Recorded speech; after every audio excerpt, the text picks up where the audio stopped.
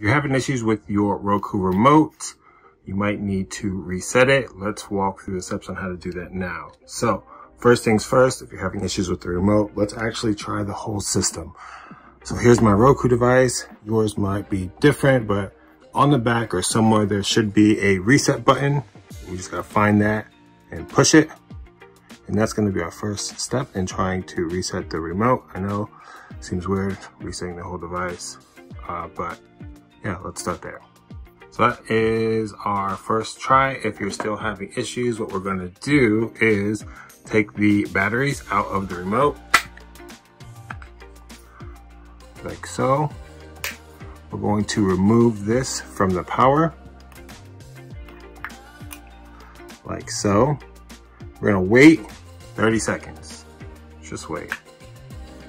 What this is doing is it is taking all of the electrical buildup that could be causing interference, and it's letting that dissipate, right? So from this device, right?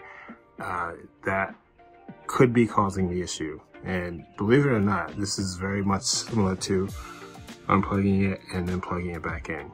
So what we're gonna do now, I'm gonna drop our batteries back into the remote, like so. We will reconnect the power to the Roku device, like so. We'll let this power back on. Perfect, perfect. And we'll see if that works. It's working. Now, if your remote control has a pair button inside of it, and when you turned it back on, the remote wasn't connected, hit that pair button. Now, this remote control does not have a pair button, so what you can do is press the home and the back for 5 seconds. So we get that green light, hit the power button, and that will pair your remote.